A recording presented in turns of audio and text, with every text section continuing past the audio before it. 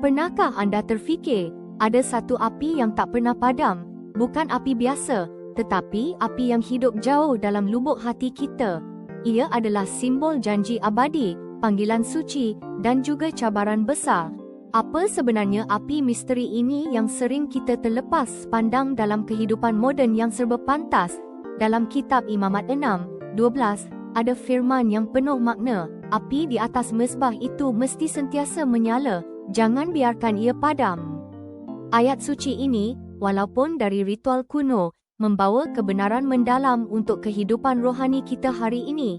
Ia berbicara tentang api cinta agung Tuhan yang harus terus berkobar dalam jiwa setiap orang percaya. Ini adalah api yang menuntun kita. Cinta kita kepada Tuhan, seperti api mezbah, memerlukan penjagaan teliti dan bahan bakar berterusan setiap hari. Kita mengekalkannya melalui doa tulus ikhlas, pembacaan firman-Nya, serta tindakan kasih sayang sesama. Biarlah cahaya cinta ilahi ini sentiasa menyala terang dengan kehangatan lembut dan kekal. Ia menjadi kompas spiritual dan sumber kekuatan tak terbatas dalam menempuh setiap liku kehidupan ini, membimbing setiap langkah kita.